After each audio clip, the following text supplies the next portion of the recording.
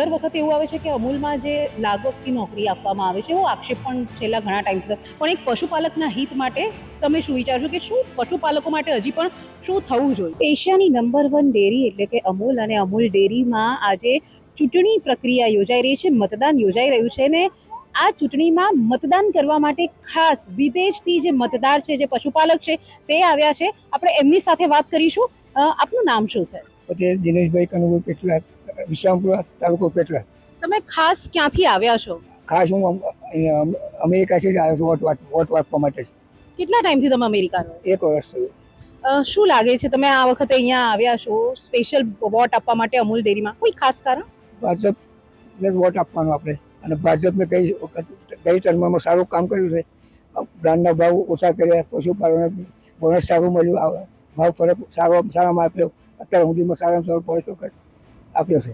અને ફરી આવે અને ફરી સારું કામ કરે એની માટે સ્પેશિયલ આવ્યો છું. 4 તારીખે આવ્યો, 13 તારીખે પાછો જતો રહ્યો. તમે દર વર્ષે આવો છો અહીંયા? 35 વર્ષથી ચેરમેન છું વિશ્રામપુર પશુપાલક સહકારી મળ્યું, અને જ્યારે મતદાન હતા હું જ આપું મતદાન.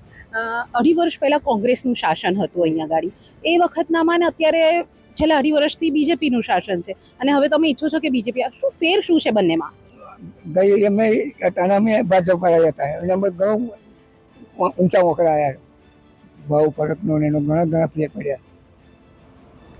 કાકા, તમને ખબર હશે કે જે વિરોધી જે છે કોંગ્રેસ છે કે જે લોકોને સત્તા મેળવવી છે અમૂલની અંદર, એમના દ્વારા ઘણીવાર અમૂલ પર આક્ષેપો પણ કરવામાં આવે છે, એને તમે કેવી રીતના જુઓ છો? એ ખોટો એને કરે છે, કશું ચાલે જ નહીં, ખોટી રીતે હેરાનગતિ, ખાલી ડબુડા ઉગાડવાનું, કશું વળે નહીં, અને આ ફરી વળવાનું નહીં, બસ જબર આવવાની. તમે શું પશુપાલકોનું શું હિત જુઓ છો ભાજપની સત્તામાં? ખેડૂતોને સારા પૈસા ભાવ બોનસ મળે, મજૂરીના પૈસા સારા કરી, દૂધ આપે, એમને સારામાં સારું વર્તન મળવું જોઈએ, દૂધના ભાવ ઓછા થવા જોઈએ, એ કર્યા એમણે.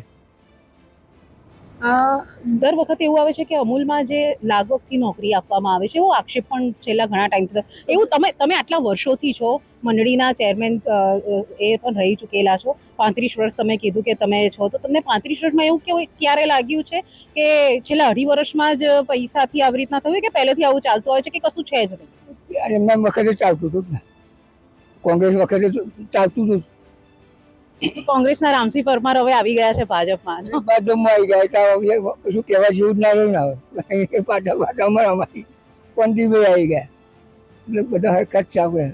ભાજપની 4 સીટ જે છે બિનહરીફ થઈ છે, અને 8 બેઠક માટે જે છે અત્યારે વોટિંગ થઈ રહ્યું છે, અને તમે કયા બ્લોકમાંથી વોટિંગ કર્યું? કેટલા 4માં? પેટલાદમાંથી બીનાબેન પટેલ ભાજપમાંથી ઉભા રહ્યા છે, કોંગ્રેસમાંથી જે ઉભા રહ્યા છે, શું લાગે છે તમને? બીનાબેન 101% જીતીને બહાર આવી જવા, જીતી જ ગયા છે, ખાલી બહાર પાડવાનું બાકી રહ્યું, આમ તો જીતી જ ગયા છે.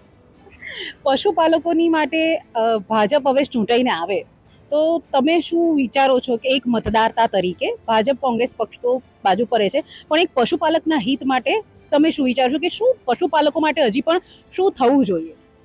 હજુ એમને સારામાં સારું ગુણવત્તાવાળું દૂધ અહીં થાય તો એમને પૈસા મળવાના વધારે, તો આપણે પશુઓને આપી શકવાના છીએ, એમાં કોઈ એ નહીં, ફરક નહીં. વચ્ચે કારણ કે હવે બધા જાણી ગયા કે કોમ સારું નહીં કરો તો પબ્લિક કાઢી મળશે, કોમ કરવું જ પડશે, સારું બતાવવા માટે કરવું જ પડશે, એમાં કોઈ ચાલશે જ નહીં. કહી દે સહકાર મંત્રાલય બન્યા પછી અમૂલમાં કોઈ ફેર સારો તમને જોવા મળ્યો હોય? ઘણો તમે ના જોયું ગઈ સાલ અને કેટલો ફરક છે, તમે પોતે જ વિચારજો, તમને ખબર છે, મને ખબર કેટલો ફેર પડ્યો. તમારી દ્રષ્ટિએ કેવો ફેર પડ્યો? ઘણો, હમણાં તો ગઈ સાલ કરો ઘણો ભાવ ફરક મળ્યો. પહેલા કેટલો ભાવ હતો ને હવે ભાવ ફેરમાં તમને કેટલો મળ્યો? આપણે તો ઘણો મળ્યો એમ. એટલે ભાજપ આવે એનાથી તમે ખુશ છો? ખુશ, બધા ખુશ, ખેડૂતો ખુશ, ચેરમેનો ખુશ, બધા ખુશ. ચોક્કસથી જે પ્રમાણે અમૂલમાં અત્યારે ચૂંટણી યોજાઈ રહી છે, ભાજપ અને કોંગ્રેસ સાથે જ જે ભાજપના પૂર્વ ધારાસભ્ય માતર વિધાનસભામાંથી જે કેસરીસિંહ સોલંકી છે તેમના દ્વારા પણ અમૂલમાં જે રીતે ગેરરીતિ આચરવામાં છે તેવા આક્ષેપો કરવામાં આવ્યા હતા, અને આજે જ્યારે એનું મતદાન થઈ રહ્યું છે, કેસરીસિંહ સોલંકી પણ તે ઊભા રહ્યા છે માતર બ્લોકમાંથી, અને સાથે જ કોંગ્રેસ પણ ટક્કર ફાઇટ આપી રહી છે, પરંતુ આ વખતે ભાજપ કોંગ્રેસ કોનું પલડું અમૂલની ચૂંટણીમાં ભારે પડે છે તે જોવું રહેશે. હેતાલી શાહ, ગુજરાત તક, આણંદ.